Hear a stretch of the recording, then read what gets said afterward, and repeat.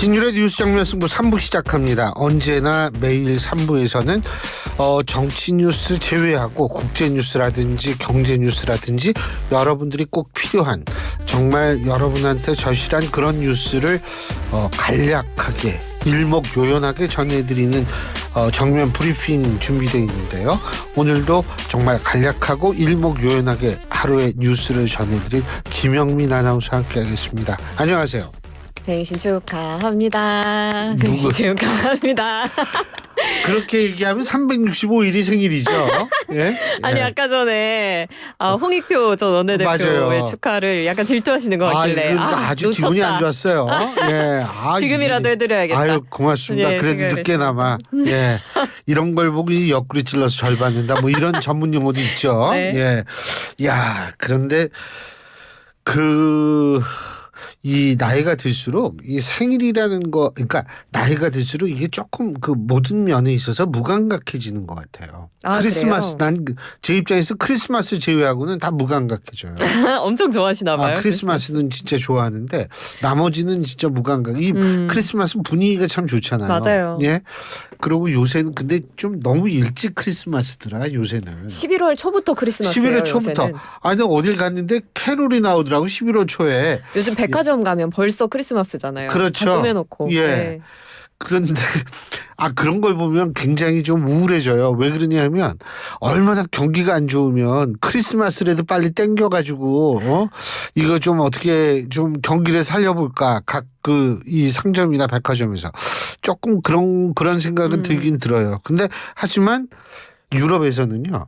크리스마스 트리 언제 만드냐 하면 12월 첫째 토요일부터 만들기 시작합니다. 그렇군요. 예. 네. 그런데 우리나라에서 요번에 12월 첫째 토요일은 다 다음 주거든요. 근데 다음 주 12월 1일이 첫째 일요일이니까 뭐 그때부터 만드는 거는 뭐 나쁘지 않죠. 예. 근데 뭐 어쨌든 요새 우리나라에서 트리도 많이 만들더라고요. 그런 것 같아요. 확실히 트리 아니 뭐 올해 조그맣게라도 만들어 볼까. 그럼 만드는 게 아니라 그냥 사면 돼요. 조그만 거. 그렇죠. 예. 요새 잘 나오죠. 조그만 거 그냥 사면 됩니다. 예. 근데 저는 집에 이렇게 트리를 크리스마스 때마다 하는데 이 고양이 우리가 길고양이를 키우잖아요. 얘들이 막 거기 올라가고 그래가지고 아이고 아주 참 그래요. 아이 귀엽겠네요. 그럼요. 고양이 좋아해요? 좋아하죠. 그렇구나.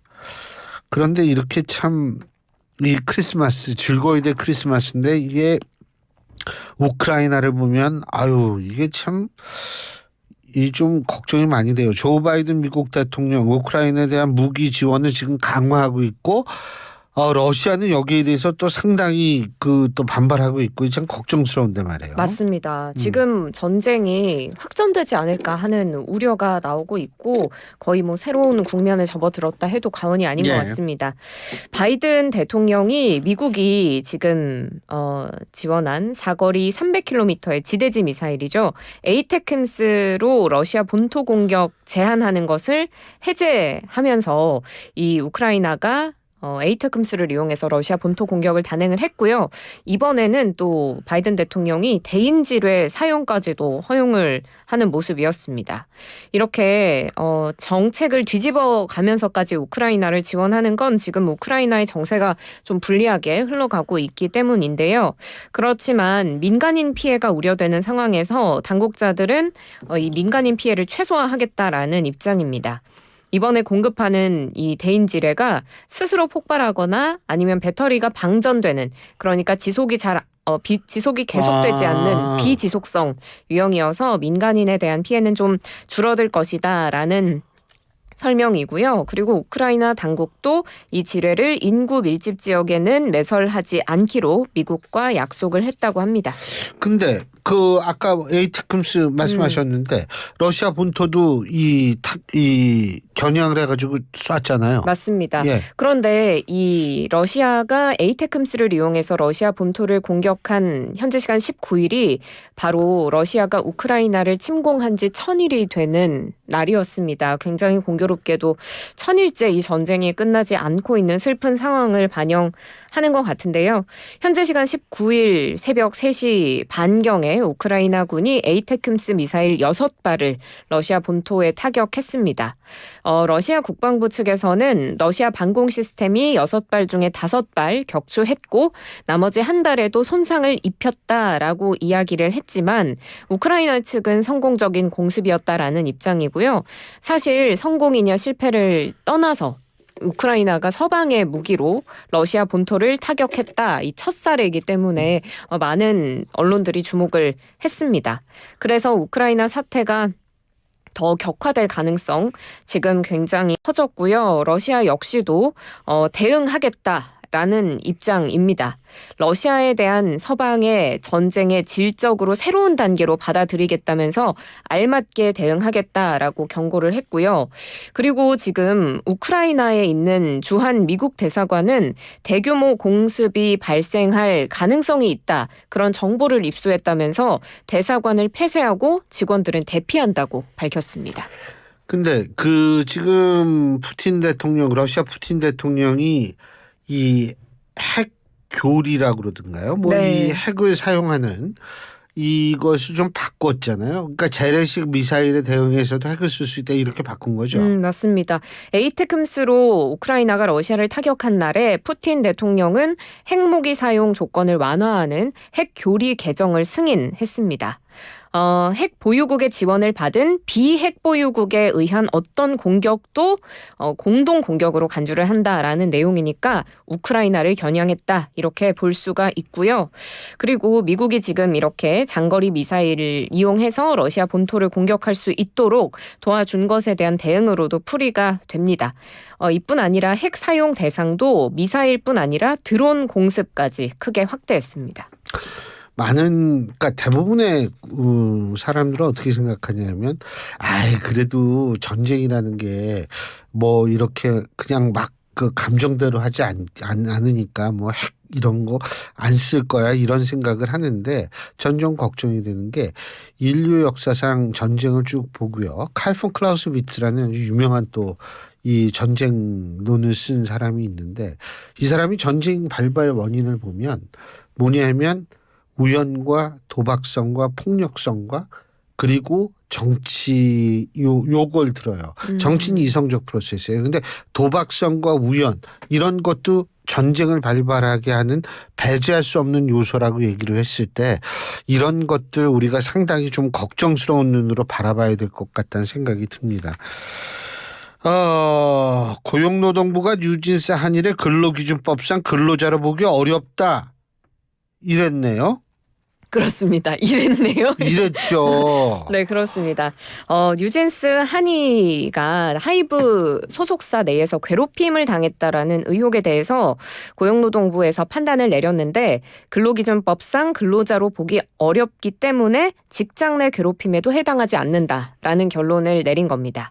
앞서서 9월에 뉴진스 한이가 그 뉴진스 멤버들과 같이 라이브 방송을 하면서 하이브 상옥 복도에서 대기를 하다가 지나가는 다른 연예인 매니저에게 인사를 했는데 그 매니저가 무시해라고 말했다고 주장을 했는데요. 그래서 팬들이 한이가 직장 내 괴롭힘을 당했다라면서 고용노동부에 민원을 제기했는데 근로자성이 인정이 안 되기 때문에 해당 민원도 종결 처리가 됐습니다. 근데 이게 왜 근로자가 아니라는 거예요?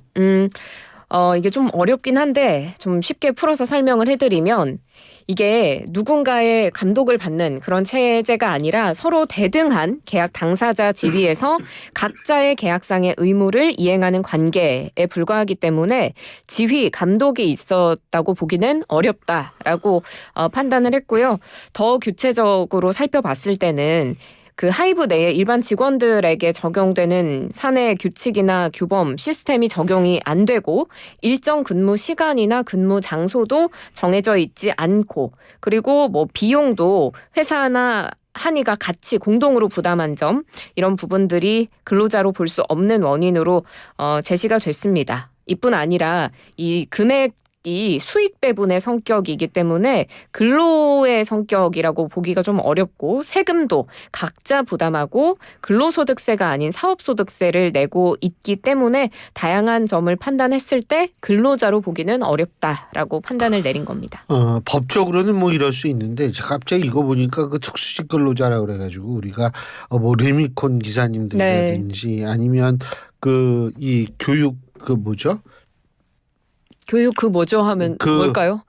왜 빨간 땡 뭐 이런 거 있잖아요. 네, 학습지 선생님. 학습지 선생님 네. 이런 분들이 이제 특수직, 특수고용직 뭐 이런 식으로 표현을 해가지고 사실 사업자냐 이게 아니면 노동자냐 네. 이거 개념 모호한데 그럼 연예인들도 결국은 그 범주에 집어내야 되는 거 아니야 이런 얘기가 나오겠네요. 근데 글쎄요. 근데 직장 내 괴롭힘이라는 건 근로자가 아니다 이런 그러니까 직장 자체가 아니라는 얘기인 것 같은데 네, 제가 볼 맞습니다. 때에는 근데 이게 과연 그렇게 생각할 수 있을까요? 전 선뜻 이해는 잘 안 되네요. 세종대왕 5월 15일이 세종대왕 나신날 지정이 된다 그러는데 당연히 기념을 해야죠. 근데 이때 노는 날이에요?